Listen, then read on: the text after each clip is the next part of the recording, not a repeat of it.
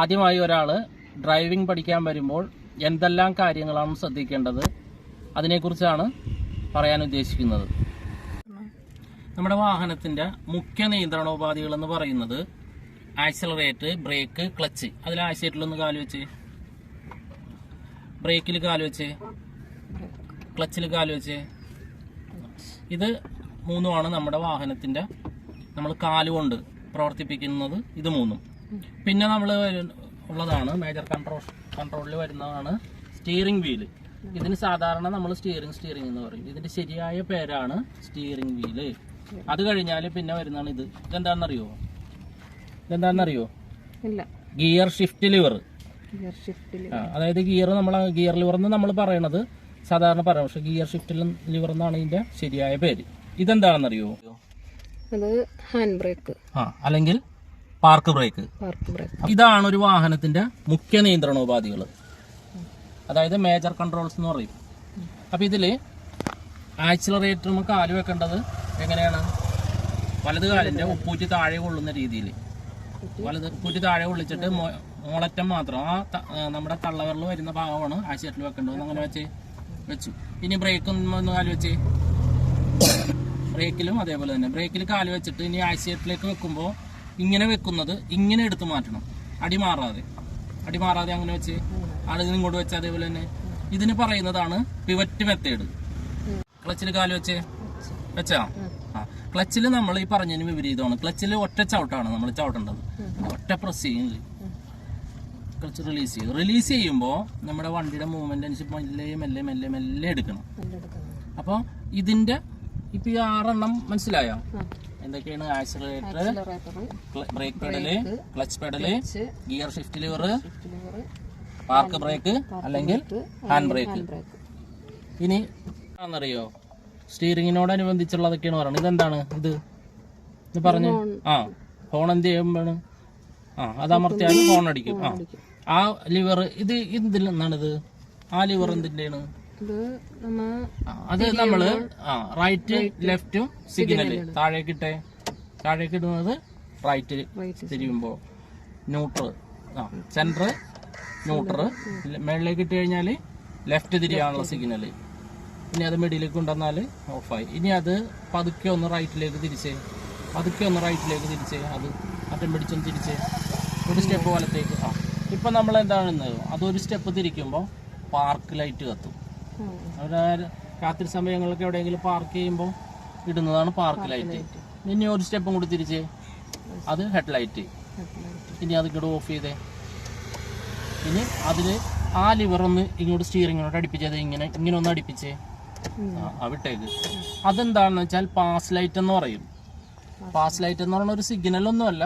നമ്മൾ പെട്ടെന്ന് ഒരാള് നമ്മൾക്കൊന്ന് ശ്രദ്ധ കൊടുക്കണമെന്നുണ്ടെങ്കിൽ അതൊന്ന് മിന്നിച്ചാല് ചിലര് പറയും അത് അത് തന്നെ, അത് പൊക്കിയാൽ അവിടെ ഹെഡ്ലൈറ്റ് കത്തും, ബ്രൈറ്റ് ആയിട്ട് കത്തും. പക്ഷെ ചിലര് പറയും അത് കത്തുന്നത് നമുക്ക് കടന്നു പോകാൻ വേണ്ടിയുള്ള സിഗ്നലാണ്. അങ്ങനെ ഒരു സിഗ്നൽ ഇല്ല. അപ്പൊ അതുകൊണ്ട് അത് മറ്റുള്ളവരുടെ ശ്രദ്ധയിലേക്കൊന്നും ഒരു ആകർഷിക്കുക എന്നുള്ളത് മാത്രമുള്ള അതുകൊണ്ട് ഉദ്ദേശിക്കുന്നത്. അപ്പൊ അതിൽ എന്തൊക്കെയുണ്ട്? എത്ര കാര്യങ്ങളുണ്ട്? ഹെഡ്ലൈറ്റ് ഉണ്ട്, പാർക്ക് ലൈറ്റ് ഉണ്ട്, പിന്നെ ഡിമ്മും ബ്രൈറ്റും ഉണ്ട്, പിന്നെ റൈറ്റ് ആൻഡ് ലെഫ്റ്റ് ഇൻഡിക്കേറ്റർ. ഇത്രയും കാര്യങ്ങൾ ആ ഒരു ലിവറിലുണ്ട്. ഇനി അവിടെ നിന്ന് ഇപ്പുറത്തേക്ക് പോവാം. ഇനി ഈ സ്റ്റിയറിങ്ങിനോടനുബന്ധിച്ച് വരുന്നത് എന്തൊക്കെയാണെന്ന് അറിഞ്ഞിരിക്കണം. മേളിലോട്ട് പൊക്കി ഇങ്ങനെ പൊക്കി പിടിച്ചാല് വിട്ടേക്ക്. ഇങ്ങനെ പൊക്കിയാല് നമ്മുടെ ഈ ബോണറ്റും ഒരു നോബുണ്ട്. ആ നോബിൽ നിന്ന് വെള്ളം ഇങ്ങനെ വിൻഡ് ഗ്ലാസ്, ഇതിന് പറയുന്നത് ഫ്രണ്ട് വിൻഡ് ഗ്ലാസ്. ഈ ഗ്ലാസ്സിൽ പൊടിയൊക്കെ പിടിക്കുമല്ലോ.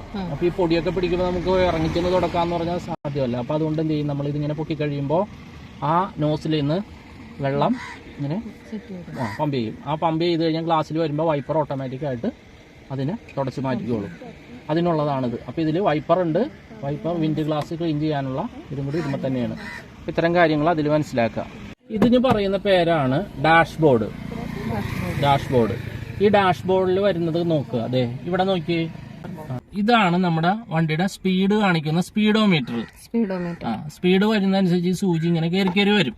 180 അതിലുണ്ടെന്നുണ്ടെങ്കിൽ അത്രയൊന്നും കിട്ടൂല. അപ്പൊ നമ്മളത് പഠിക്കുന്ന സമയത്ത് അത്ര ഓടിക്കുകയില്ല. നമ്മളൊരു 40 കിലോമീറ്റർ സ്പീഡിൽ കൂടുതലൊന്നും ഓടിക്കൂല. ഇവിടെ ഈ കാണിക്കുന്നതാണ് ഈ അറ്റത്ത് കണ്ട, അത് നമ്മുടെ ഫ്യൂവലിന്റെ അളവ് കാണിക്കുന്നത്. പിന്നെ നമ്മൾ എത്ര കിലോമീറ്റർ ഓടുന്നു എന്നുള്ളതൊക്കെ അതിൽ അറിയാൻ പറ്റും. അവിടെ തന്നെ ഒരു ചെറിയൊരു ഇത് കണ്ട ഒരു ചെറിയ അതൊന്ന് അമർത്തിയാലുണ്ടല്ലോ, അമർത്തിയാല് നമുക്ക് അവിടെ നമ്മുടെ കിലോമീറ്ററിന് ഓടിയ കിലോമീറ്റർ ഇനി 0 കൊടുക്കണമെങ്കിൽ അത് പ്രസ് ചെയ്ത് പിടിച്ചാൽ അവിടെ 0 വരും. അപ്പൊ അതിനൊക്കെ ഉള്ളതാണ് ആനോബ്. ഇതില് നമ്മൾ വാഹനം സ്റ്റാർട്ട് ചെയ്യണ സമയത്ത് എഞ്ചിൻ സ്റ്റാർട്ട് ചെയ്യുമ്പോൾ താക്കോല് തിരിക്കൂലേ, ആ താക്കോല് തിരിക്കുമ്പോൾ ഇതില് ലൈറ്റുകളൊക്കെ കത്തും. ആ ലൈറ്റുകൾ എന്തൊക്കെയാണെന്നുള്ളത് പറഞ്ഞുതരാം. ഇപ്പൊ നമ്മൾ ഓഫ് ചെയ്തിട്ടേക്കുന്നതിൽ കാണൂല. അപ്പൊ ഈ ഡാഷിലുള്ള ഇത് എന്താണെന്നറിയോ? ഇതൊക്കെ 1 2 3 4 ഇതെന്താണ്? ഇത് നമ്മുടെ ഗ്രില്ല്, AC-യുടെ ഗ്രില്ല്. നമ്മൾ AC ഒക്കെ ഇട്ട് കഴിയുമ്പോൾ പുറത്തുനിന്ന് നമുക്ക് കാറ്റൊക്കെ കിട്ടുന്ന ഇതിലാണ്. അപ്പൊ അതിന്റെ ഗ്രില്ല് ഇത് അഡ്ജസ്റ്റ് ചെയ്യാനാണ് ഇതുള്ളത്. കണ്ട ഇങ്ങോട്ട് അതിന്റെ ഡയറക്ഷൻ മാറ്റാനൊക്കെ ഇതെന്താണെന്നറിയോ? ഇതേ ഒരു ചിഹ്നം കണ്ട ത്രികോണം, ഹസാർഡ് സ്വിച്ച്. ഹസാർഡ് സ്വിച്ച് എന്ന് പറഞ്ഞാൽ എന്തിനുള്ളതാണ്? നമ്മുടെ വാഹനം എവിടെയെങ്കിലും ഒക്കെ ഇപ്പൊ ടയർ പഞ്ചറായി, അപ്പൊ നമ്മൾ വാഹനം പാർക്ക് ചെയ്യും. പാർക്ക് ചെയ്യുമ്പോൾ മറ്റുള്ളവരിലേക്ക് ഒരു ശ്രദ്ധ കൊടുക്കാൻ വേണ്ടിയാണ് ഇത് ഇടുന്നത്. അപ്പൊ ഇത് ഇട്ട് കഴിഞ്ഞാൽ ഇത് ഹസാർഡ്സ് എന്ന് പറഞ്ഞാൽ ഡേഞ്ചർ ആയിട്ടുള്ള സമയത്ത് ഉപയോഗിക്കണം. അതുകൊണ്ടാണ് ഹസാർഡ്സ് എന്ന് പറയുന്നത്. അപ്പൊ അങ്ങനെയുള്ള സാഹചര്യത്തിൽ ഇത് ഇട്ട് വെക്കണം. പിന്നെ നമ്മൾ എമർജൻസി ഘട്ടങ്ങളിൽ എവിടെയെങ്കിലും പെട്ടെന്നൊരു എമർജൻസി വന്ന് ഹോസ്പിറ്റലിൽ അങ്ങനെയുള്ള കാര്യങ്ങൾക്ക് പോകുമ്പോൾ എമർജൻസി ആയിട്ട് ആളെ ഹോസ്പിറ്റലിൽ എത്തിക്കണ്ടേ. അപ്പൊ അങ്ങനെയുള്ള സമയത്ത് പകൽ സമയത്താണെങ്കിൽ നമുക്ക് ഹെഡ്ലൈറ്റ് ഇട്ട് പോകാം. രാത്രി സമയത്താണ് ഹെഡ്ലൈറ്റ് ഇട്ടാൽ അറിയൂലല്ലോ. അപ്പൊ ഇതും കൂടി ഇട്ട് കൊടുത്തു കഴിഞ്ഞാൽ ഇത് ഇട്ട് കഴിഞ്ഞാൽ എല്ലാ ഇൻഡിക്കേറ്ററും ഒപ്പം വർക്ക് ചെയ്തുകൊണ്ടിരിക്കും, ഫ്രണ്ടിലും ബാക്കിലും. അപ്പൊ മറ്റുള്ളവർക്ക് മനസ്സിലാവും എന്തോ അപകടം സംഭവിച്ചിട്ടുണ്ട്, എന്തോ എമർജൻസി ആയിട്ടുള്ള കാര്യമാണെന്ന്. അപ്പൊ അതിനുള്ള സ്വിച്ചാണ് ഇത്. ഇതൊക്കെ ഡെമോ സ്വിച്ചാണ്. നമുക്കിപ്പോ ഇവിടെ സെറ്റ് പിടിപ്പിക്കണം, അപ്പൊ അതിനൊരു സ്വിച്ച് വെക്കണം. അതിനൊക്കെ വേണ്ടിയുള്ള ഡെമോ ആണ് ഇത്. ഇത് നമ്മുടെ AC-യുടെ നമുക്കിപ്പോ തണുപ്പാണ് വേണ്ടതെന്നുണ്ടെങ്കിൽ ഇങ്ങനെ ഇടും നമ്മള്. സാധാരണ നമ്മുടെ ഇവിടെ ഇങ്ങനെയാണ് ഇടുന്നത്. ഇത് ഇങ്ങോട്ട് വരുന്നതോറും ചൂടാണ് വന്നത്. അപ്പൊ നമുക്കിപ്പോ ഇവിടെ ചൂടിന്റെ ആവശ്യമൊന്നുമില്ലല്ലോ. അപ്പൊ ചൂട് വേണമെന്നുണ്ടെങ്കിൽ ഇപ്പൊ ഊട്ടി കൊടൈക്കനാൽ അങ്ങനെയൊക്കെ ഇപ്പൊ തണുപ്പ് വരുന്ന സമയത്ത് വേണമെങ്കിൽ ചൂട് കാറ്റ് വേണമെങ്കിൽ ഇങ്ങനെ ഇടാം. അതല്ലാന്നുണ്ടെങ്കിൽ ഇങ്ങനെയാണ് ഇടണത്. ഈ നീല കളർ കേട്ടാ.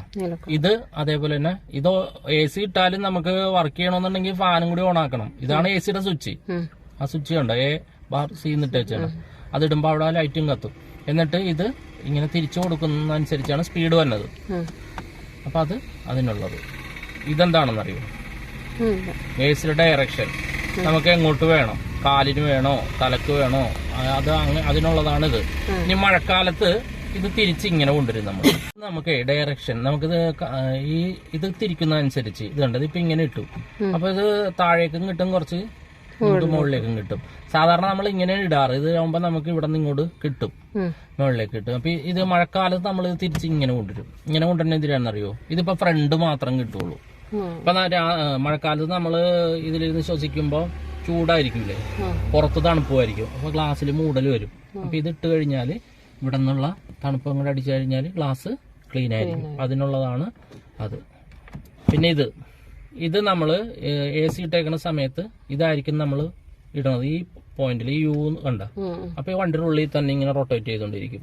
ഇത് ഇടണം എന്ന് പറഞ്ഞാൽ പുറത്തുനിന്ന് എയർ വലിക്കാൻ വേണ്ടിയാണ്. അതായത് നമ്മൾ രാത്രി സമയങ്ങളിലൊക്കെ ഓടൂലേ, ഓടിക്കഴിഞ്ഞിട്ട് മഴക്കാലത്ത് വണ്ടി കൊണ്ടുവന്ന് ഇട്ട് കഴിയുമ്പോൾ നേരം വെളുത്ത് നമ്മൾ വണ്ടി കയറുന്ന സമയത്ത് ഇതിന്റെ ഉള്ളിൽ ദുർഗന്ധമൊക്കെ വരും. ഈ ഡാഷ്ബോർഡിന്റെ അറ്റത്ത് ഈ അടിയിലായിട്ട് ഇവിടെ കാണുന്ന എന്താണിത്? ഡാഷ് ബോക്സ് കണ്ട. നമുക്ക് വണ്ടിയുടെ RC ബുക്കോ അങ്ങനെ അനുബന്ധ രേഖകൾ എന്തെങ്കിലുമൊക്കെ സൂക്ഷിക്കാനായിട്ടുള്ളതാണ് ഈ ബോക്സ്.